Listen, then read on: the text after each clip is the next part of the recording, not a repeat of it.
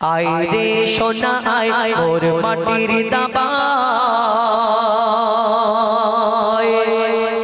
আয় রে সোনা আয় মোর মাটির দাবায়, আয় রে সোনা আয় মোর মাটির দাবায়, আয় ওলো ঘরের ঘরে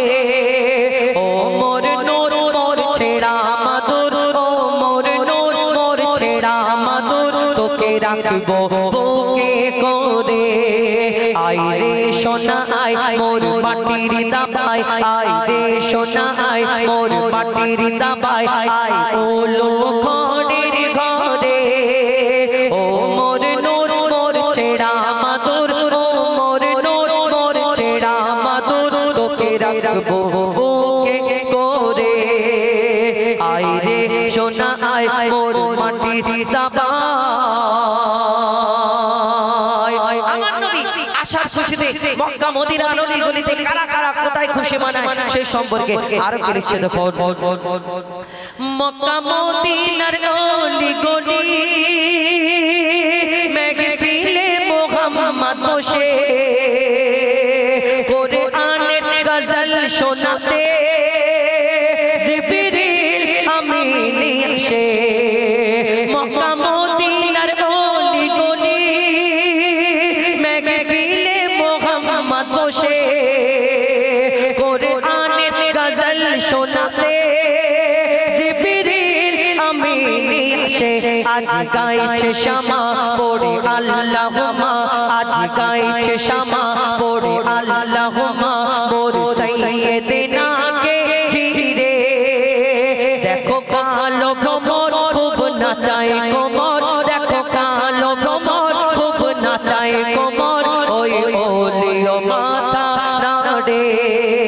আয় রে সোনা আয় মোর মাটির দাবায়, আয় রে সোনা আয় মোর মাটির দাবায়, আয় ওলো ঘরের ঘরে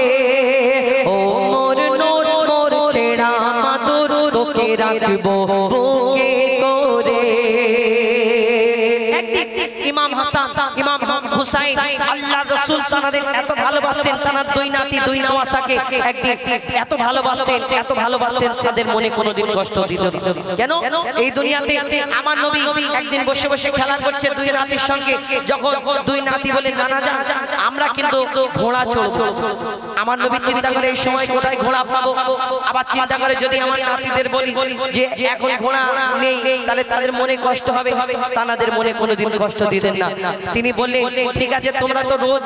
এই রকম ঘোড়া চড়ো, কিন্তু আজকে একটা অন্য ধরনের ঘোড়া চলবে। আমার নবী তিনি জমিনে হাত মোবারক রাখলেন, তিনি ঘোড়া সেজে গেলেন, বলে এই আমার দুই নওয়াসা ইমাম হাসান হুসাইন তোমরা আমার পিঠে ওঠো, আমি তোমাদের ঘোড়া সওয়ারি হব, ঘোড়া চড়াবো। যখন এই কথা বলে আর মা ফাতেমা দূর থেকে দেখছে, মা ফাতেমা দেখছে হাগো আমার আব্বা যদি দুই ছেলেকে যদি যদি যেতে তোলে তাহলে কত কষ্ট হবে, আমার আব্বা কষ্ট হবে না? তখন মা ফাতেমা এই ছড়ি নিয়ে যখন বারণ করতে আসে, মা ফাতেমাকে আমার নবী কি উত্তর দেয় এবং পিঠের উপরে যখন উঠে পড়ে উঠে প্রশ্ন করে বলো বলো নানা জান বলো তো তুমি তো তোমার পিঠেতে উঠেছি আজকে, কিন্তু এই বলো ইমাম হাসান ভারী না ইমাম হুসাইন ভারী? যখন প্রশ্ন করে কি উত্তর দেবে? কেন তানাদের মন না খারাপ হয় এই কারণে তিনি ঘোড়া সেজে গেলে এবার পিঠের উপরে উঠেও প্রশ্ন করে যে বলো হাসান ভারী না হুসাইন ভারী? এবার কি উত্তর দেবে? আর যদি কারোকে বড় বলে তাহলে কি হবে, তাহলে মনে কষ্ট হবে। কি বলে কবি ছন্দের মাধ্যমে আরো কি লিখছে দেখো। আলীর জোড়া চড়ে ঘোড়া হাসান হোসেন নবীর সওয়ারি, বলো বলো গোদের নানা হাসান ভারী না হোসেন ভারী? মা জোড়া করে দাঁড়া বলে দাঁড়া রে আনছি ছড়ে, কিছু বলো না ও ফাতেমা। আমার নবী বলছে কিছু বলো না ও ফাতেমা, আমি নানা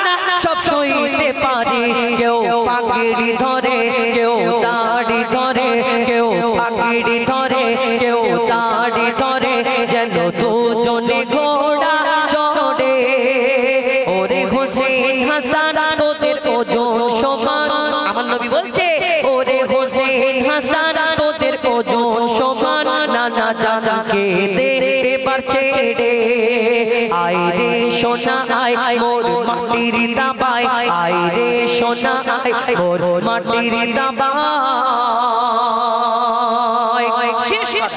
এই দুনিয়া ছেড়ে সকলকে চলে যেতে হবে আর সকলের মৃত্যু হবে এটা সবাই জানে কেউ চিরজীবন বেঁচে থাকবে না ওই এই দুনিয়া থেকে সবাইকে বিদায় নিতে হবে আর যখন আমরা মরে যাব কবরেতে শোয়ানো হবে আর হিসাব পত্র সেখানে তো আসল হিসাব হবে আমরা মনে করি খালি হাতে এসেছি আর খালি হাতে চলে যাব থামো খালি হাতে তুমি যাবে এই দুনিয়াতে তুমি পাপ করলে লোকের প্রতি অত্যাচার করলে লোকের দোকানে খেয়ে বিল মোটা হয়ে গেল অন্য দোকানে চলে গেলে তুমি তার প্রতি অত্যাচার করে তোর পয়সা দেবো না যাবার করে নে লোকের জমির আল কেটে একটু তোমার জায়গাটা বাড়িয়ে নিলে আর তুমি খালি হাতে যাবে ভিতরে দুনিয়াতে আমরা ছোট ছোট পাপ করি এই পাপকে পাপ মনে করি না দুনিয়া থেকে সকলে চলে যেতে হবে আমার কবি মরহুম আবুল কালাম সাহেব তানার কথা এই দুনিয়া থেকে বিদায় নিতে হবে তিনি দুনিয়া থেকে চলে গেছেন এই দুনিয়াতে আমরা ছোট ছোট পাপ করি যেমন আমাদের যখন এখন কি হয় এই ছোট ছোট শর্ট ভিডিও যে হয় রিলসের মাধ্যমে ওই ইহুদিরা প্রথম থেকেই চক্রান্ত করছে যে মুসলমানদের ইমানকে কেমন করে কমজোর করা যায় এখন আমরা মহিলারা ওই ফাঁদে পড়ে যায় ওই ছোট ছোট রিলস ভিডিও দেখে আমরা কি করি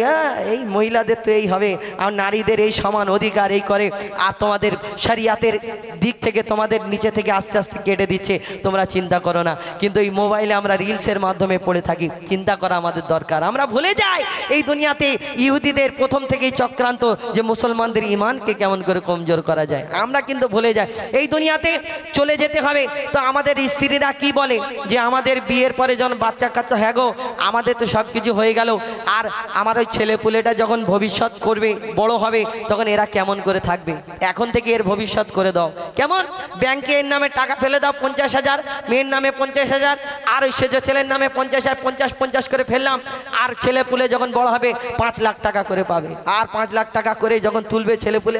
বুলেট গাড়ি কিনবে কত অ্যাশ করবে আরামে থাকবে তোমার মেয়ের বিয়ে হবে মোটা মোটা গয়না দেবে শ্বশুরবাড়ি যাওয়ার সময় জামাইকে একটা গাড়ি কিনে দেবে এই চিন্তা ভাবনা করো এই সুদে সুদে যে 50,000 থেকে 5 লাখ টাকা হলো এর গোনাটা কে নেবে দাদা কে নেবে ওই তুমি যে ফেলে দিলে তুমি জেনে শুনে ফেললে গোনা হবে তাও তুমি ছেলে পুলের ভবিষ্যৎ করার জন্য ফেলে গেলে কোন ছেলে যে তুমি মারা গেলে ওই 4টে যদি ছেলে হয় আবার ওই একটা ছেলে আবার উকি মেরে মেরে দেখবে এই আমার আব্বার আলমারিতে অন্য কেউ দখল দেয় না তো এই দুনিয়ার নিয়ম আবার তোমার ওই 4টে বৌমা যদি হয় ঘরেতে বলবে হ্যাঁ গো তোমার বুড়ো বাপ মরে গেছে সারা জীবন কি শোক পালন করবে টিভিতে কত সিরিয়াল কত আমাদের ওই সিরিয়ালের কত কি মিস হয়ে যাচ্ছে টিভিটা চালু করে দাও 41 দিন পরে আবার টিভি চালু হয়ে যাবে কার জন্য তুমি করো আমার নিজের জন্য একবার করে ভাবা দরকার কবি ছন্দের মাধ্যমে আরো কি লিখছে দেখুন কে কিনবে আমার কাপড় আপন বলে মোর কিছুই না দেখো দেখো মোর দু হাত খালি নিজের বলে মোর কিছুই না তবে আমার জমানো ধন দাওলাত আপন জনা সব নিয়ে নিল মোর মরণ যখন ঘনিয়ে এলো আমায় তখন সব ভুলে গেল এই স্বার্থের দুনিয়া নেই মায়া দয়া স্বার্থের দুনিয়া নেই মায়া দয়া শুধু তোর কাছে নিতে পারে যখন তোর থাকবে না কিছু সবাই হাঁটবে পিছু থাকবে না কিছু সবাই হাঁটবে পিছু আবুল কালাম অসহায় থাকবি পড়ে আবুল কালাম অসহায় থাকবি পড়ে আয় রে সোনা আয় মোর মাটির দাবায় আয় ও লোকের ঘরে ও মোর নূর মোর ছেড়া মাদুর তোকে রাখবো বুকে করে আয় রে সোনা আয় মোর মাটির দাবায় আয় রে সোনা আয় মোর মাটির দাবায় শুনে ফরমাইশ মোতাবিক গজল আর আমাদের শাকিরের